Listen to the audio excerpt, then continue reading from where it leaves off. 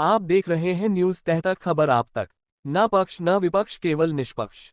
अपने क्षेत्र की खबरों को सबसे पहले देखने के लिए चैनल को सब्सक्राइब करें। बुलंदशहर पहुंचे कांग्रेस के राष्ट्रीय सचिव संजीव आर्य, कार्यकर्ताओं में भरा जोश। बुलंदशहर, उत्तर प्रदेश में 2027 विधानसभा चुनाव को लेकर कांग्रेस ने अपनी तैयारियां तेज कर दी हैं। इसी क्रम में कांग्रेस के यूपी सहप्रभारी एवं राष्ट्रीय सचिव संजीव आर्य बुलंदशहर पहुंचे।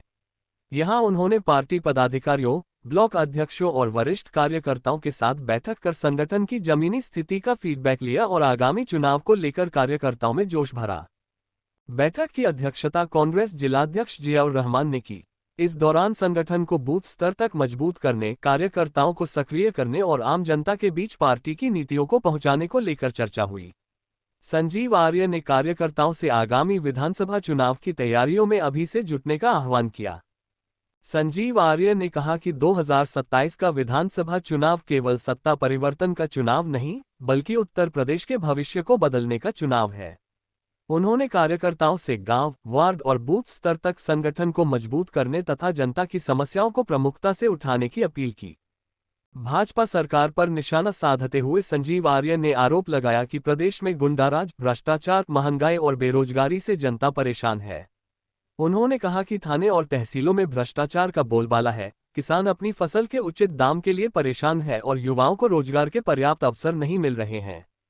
उन्होंने कहा कि जनता की समस्याओं का समाधान करने के बजाय भाजपा धर्म के नाम पर लोगों का ध्यान मूल मुद्दों से भटकाने का काम कर रही है। हालांकि अब जनता इन मुद्दों को समझ चुकी है और आगामी चुनाव में इसका जवाब देगी। संजीव आर्य ने कांग्रेस कार्यकर्ताओं से राहुल गांधी और प्रियंका गांधी की नीतियों एवं कांग्रेस के विचारों को घर घर तक पहुंचाने का आह्वान किया। उन्होंने कहा कि कार्यकर्ता जनता के बीच जाकर उनकी समस्याएं सुने और कांग्रेस को 2027 के विधानसभा चुनाव में मजबूत विकल्प के रूप में पेश करें। बैठक के दौरान पार्टी पदाधिकारियों और कार्यकर्ताओं ने संगठन को बूथ स्तर तक मजबूत करने तथा आगामी विधानसभा चुनाव की तैयारियों में पूरी ताकत के साथ जुटने का संकल्प लिया। कांग्रेस नेतृत्व ने कार्यकर्ताओं से आपसी समन्वय के साथ काम करने और संगठन को जमीनी स्तर पर सक्रिय बनाने पर जोर दिया। क्या उद्देश्य रहा है और एक मीटिंग भी आपने देखिए, अब उत्तर प्रदेश में संगठन को मजबूत करने की दृष्टि से कांग्रेस ने अगले 1.5 महीने का रोड मैप तैयार किया है। आज पूरे प्रदेश के अंदर संगठन सृजन अभियान के अंतर्गत हमारे आने वाले समय में जिले के अध्यक्षगण हों चाहे शहर के अध्यक्षगण हों, इसके चयन की प्रक्रिया गतिमान है। सितंबर के पहले हफ्ते में हमारा लक्ष्य है कि पूरे प्रदेश को कांग्रेस पार्टी के हमारे नए अध्यक्षों का चयन और शहर अध्यक्षों का चयन हो जाएगा। अगले 15 दिनों में हमारा लक्ष्य होगा कि हम जिला कांग्रेस कमेटी और नगर कांग्रेस कमेटियों का गठन कर लें और उसके अगले 15 दिनों में प्रदेश कार्य समिति का गठन हमारा हो जाए और उसके बाद मंडल लेवल और बीएलए लेवल तक अक्टूबर 15 तक की हमारी डेडलाइन है, जिससे कि 1.5 महीने में हमारा जो संगठनात्मक ढांचा है उसको हम पूरी तरीके से आने वाले जो समय में चुनाव, आप सभी विदित हैं कि 4.5 महीने का समय अवशेष है, तो ऐसे में अगले 4.5 महीने की जो हमारी तैयारियां हैं उसको लेकर हम अपने को पूरी तरीके से संगठनात्मक रूप से मजबूत कर लें। इसके साथ साथ जो भविष्य के सवाल हैं, जो 10 वर्षों का भारतीय जनता पार्टी का शासनकाल यहाँ पर पूर्ण होने जा रहा है और प्रदेश के साथ देश में भी जो लगभग 12 वर्ष से भारतीय जनता पार्टी की सरकार है, जो बुनियादी सवाल थे, जो जनता से वादे थे, वो धरातल पर कितने उतरे हैं, इसको लेकर हम व्यापक रूप से जनता के बीच जाने की तैयारी में हैं। बुलंदशहर की हम अगर बात करें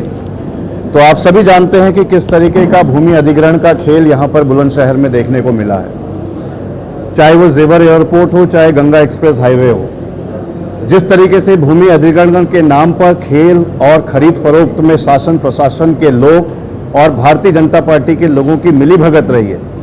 और सबसे बड़ा आज भी बुनियादी सवाल ये है कि अगर गंगा एक्सप्रेस हाईवे बना है तो उसका पैसे का लाभ किसको मिल रहा है, और जेवर एयरपोर्ट जो जनता के पैसे से बनता है वो पैसा इतना लगने के बाद उनको निजी हाथों में सौंप दिया जाता है, जिस तरीके से देश के अंदर अडानी ग्रुप को लगातार एयरपोर्ट सौंप दिए जा रहे हैं, तो जिन किसानों की जमीनों का अधिग्रहण हुआ, आखिर उस जनता को और उस किसान को क्या मिला?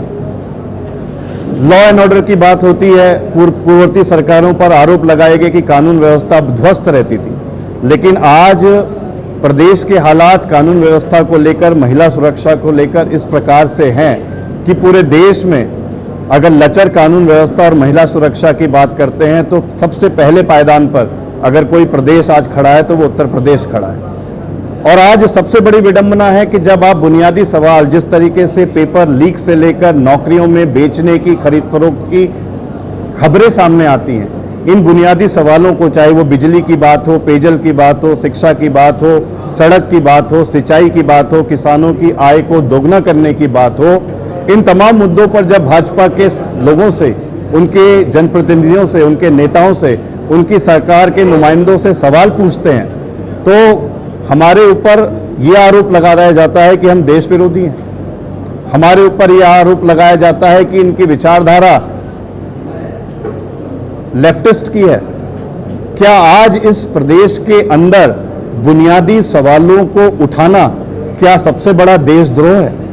ये बुनियादी सवाल हैं, जो हमारे सवाल नहीं, जनता के हैं। आप कानून व्यवस्था के हाल बुलंदशहर में क्या होंगे कि जब सिकंदराबाद के अंदर एक कोतवाल समेत 7 पुलिसमैन को ही अरेस्ट कर लेते हैं,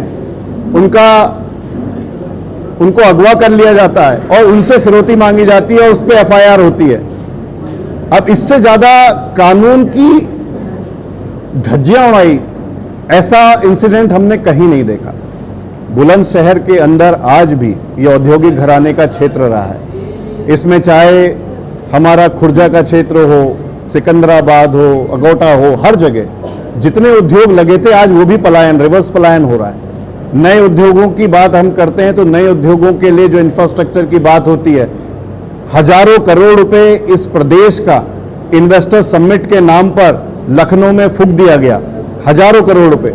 लेकिन आज स्थिति क्या है? कितने नए उद्योग स्थापित हुए हैं बुलंदशहर के अंदर। यहां से लोग अन्यत्र राज्यों में जाकर, दिल्ली जाकर, बंबई जाकर, वहां पर छोटी छोटी नौकरी करने के लिए बाध्य हैं, मजबूर हैं। युवा बेरोजगार है, किसान हताश है, किसान परेशान है। उर्वरक के दाम, बिजली के दाम, सिंचाई व्यवस्था, आप आज के हालात पर दर्श देख लीजिए। और उसके बाद सबसे बड़ी बात यह है कि जिस तरीके से आज प्रशासन का काम होता है कि जनता के प्रति जवाबदेही, यहां पर प्रशासन के लोग, मैं खुले रूप से आरोप लगा रहा हूं, बुलंदशहर के अंदर प्रशासन का काम सिर्फ अवैध कॉलोनियां कटाना रह गया। ये जमीन चयनित करते हैं, सरकारी जमीनों पर कब्जे कराए जाएं और उसके बाद औने पौने दामों में जो भूमाफिया हैं उनके साथ मिलकर यहां के लोगों के हितों का दमन करते हुए यहां पर सिर्फ लूट खसौट के लिए आ रहे हैं। पोस्टिंग सबसे बड़ा उद्योग आज उत्तर प्रदेश के अंदर काबिज हो चुका है। यहां के अंदर हम देखते हैं इस बात को कि कोई भी थाना, चौकी और तहसील बिना पैसे दिए, महीना बादे आपकी पोस्टिंग संभव नहीं है। निश्चित तौर पर कांग्रेस का कार्यकर्ता, मुझे पूर्ण विश्वास है जिस तरीके से देश में आज चाहे निर्बल समाज हो, वंचित समाज हो, किसान हो, शोषित हो, दलितों के लोग हों, अकलियतों के लोग हों, हर वर्ग की आवाज बनने का काम राहुल गांधी जी कर रहे हैं। उसी संकल्प के साथ आज बुलंदशहर में हमारे कार्यकर्ताओं के साथ हमारी बैठक थी।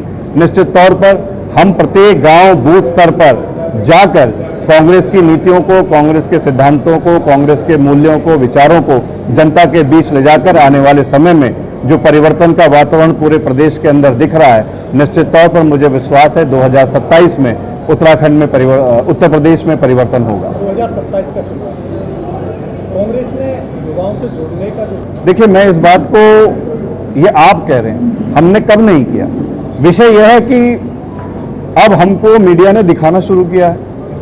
सोशल मीडिया में जब हमने देखा कि जेनजीज ने खुद इस कमान को उठाया, पहली बार ऐसा हुआ कि आज तक जो मीडिया के कथित चैनल्स हैं, मैं कुछ चैनल्स की बात कर रहा हूं, जब दिन भर उनको, मोदी जी को भी इस बार महसूस हो गया ना, जब जेनजीज खुद आए निकलकर मैदान में, क्योंकि उन्हें पता है कि जो आज की युवा पीढ़ी है और जो जेनजीज हैं वो उन चैनल्स को देख ही नहीं रहे, उन्हें इंस्टाग्राम में खुद कूदना पड़ गया। तो मेरा भी आप लोगों से ये निवेदन है कि देखिए, निरंतर आवाज लड़ी जाती है। आज भी मैंने आपके बीच अपनी बात को रखा है। मेरा करवा निवेदन भी आपसे कि आप मेरी बात को भी कितना रखेंगे।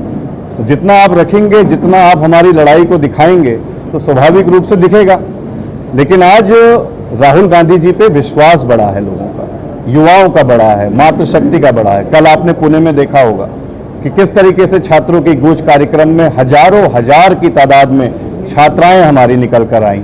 इलाहाबाद में आपने प्रयागराज में देखा होगा, आपने देहरादून में देखा होगा, क्योंकि देश का युवा बदलाव चाहता है। विश्वास बढ़ रहा है कांग्रेस के प्रति, राहुल गांधी जी के प्रति।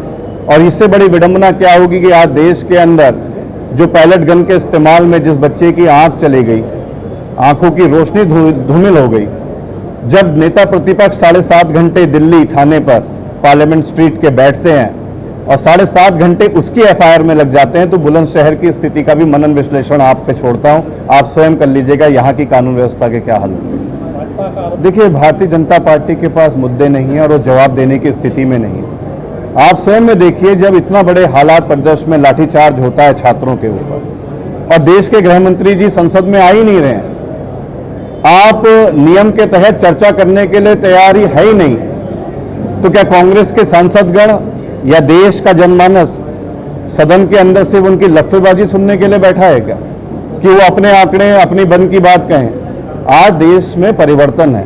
10 साल से देश के प्रधानमंत्री जी मन की बात सुना रहे हैं, लेकिन आज देश का प्रत्येक नागरिक चाहता है कि मन की बात हमने बहुत सुन ली, अब मन की हमारी बात सुनने वाला व्यक्ति चाहिए, और वो राहुल गांधी जी हैं। पेपर लीक की बात की आपने, यहाँ जो हुआ कांग्रेस की नहीं, बिल्कुल आप देखिए, बिल्कुल कांग्रेस में राहुल गांधी जी ने बिल्कुल फर्म स्टैंड लिया, लेटर भी गया और इमीडिएट एक्शन आपको देखने को मिला। वहाँ सारे जो पेपर्स थे उनको रोल बैक किया गया, जो नियुक्तियां हुई थी उनको रोल बैक किया गया। देखिए, हमारा फर्म स्टैंड है, चाहे हमारी भी सरकार हो।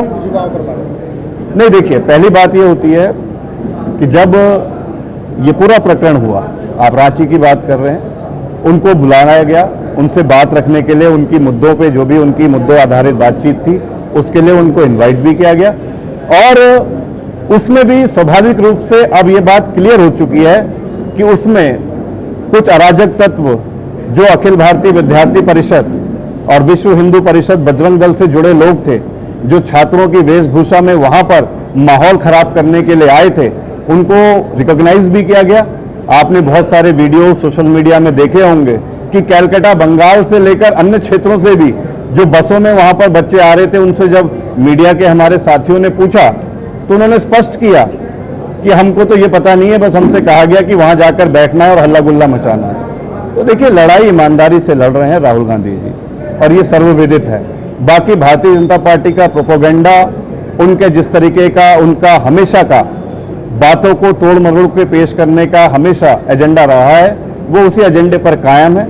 लेकिन हम ईमानदारी से काम करने पे विश्वास रखते हैं और राहुल गांधी जी उस विचारधारा को आगे बढ़ा रहे हैं। सर, जिले की कार्यकारिणी की बात करें, जो कमेटी बनी, देखिए, कांग्रेस एक बड़ा परिवार है। मैं आज भी मैंने सबसे ही कहा, देखिए, हमारे पार्टी में नाराजगी का जहां तक प्रश्न है, मैं इस बात को लेकर बिल्कुल विश्वास रखता हूं कि हमारी पार्टी के कार्यकर्ताओं में, पदाधिकारियों में मतभेद हो सकते हैं, लेकिन मनभेद नहीं है। जहां कांग्रेस की बात आएगी, कांग्रेस का प्रत्येक कार्यकर्ता पूरी ताकत के साथ, पूरी शिद्दत के साथ मैदान में है।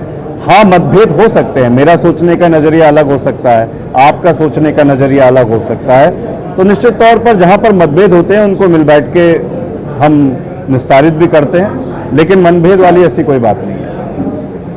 आगामी चुनाव है कि अभी हमारा अगले 1.5 महीने में संगठन को मजबूत करने पर ध्यान केंद्रित है। संगठन सृजन अभियान की प्रक्रिया गतिमान है। जिला अध्यक्ष का चयन पहले हफ्ते में, शहर अध्यक्ष का चयन हो जाएगा। अगले 15 दिनों में हमारी कोशिश है कि जिला कांग्रेस कमेटी और शहर कांग्रेस कमेटी का गठन हो जाए। अगले 15 दिन में प्रदेश कांग्रेस कमेटी का गठन, और उसके बाद मंडल से लेकर BLA। अगले 1.5 महीने की एक्सरसाइज हमारी संगठन को मजबूत करने की है, ताकि आगे चुनाव में हमारा कार्यकर्ता पूरी ताकत के संग चुनाव में उतरे। लोकप्रियता है, उसको देखकर कांग्रेस को क्या लगा? नहीं, स्वाभाविक रूप से ये वही जनरेशन का वोटर है जो 2014 में फॉल्स प्रोपोगंडा एजेंडा पर और फोर्स IT सेल जो भारतीय जनता पार्टी का था, और अन्ना हजारे मूवमेंट से लेकर जो एक फेक नैरेटिव क्रिएट किया भारतीय जनता पार्टी से, उसके द्वारा प्रभावित होकर भारतीय जनता पार्टी को वोट किया, लेकिन अब इन 8-10 सालों में उस स्थिति को भली भांति समझ चुका है। नौकरी है नहीं, बेरोजगारी है, पेपर लीक है, नौकरियां बिक रही हैं, करप्शन बढ़ रहा है। तो कहीं ना कहीं आज युवाओं में एक विश्वास, भरोसा राहुल गांधी जी के प्रति है। उन्हें लगता है कि वो एक नई सोच के साथ, एक विजन के साथ और बड़ी आकांक्षाओं के साथ युवा इस उम्मीद से है कि 29 का चुनाव आएगा तो देश में परिवर्तन लाकर राहुल गांधी जी जब आएंगे तो निश्चित तौर पर जो युवाओं के अंदर हताशा, निराशा है वो समाप्त होगी।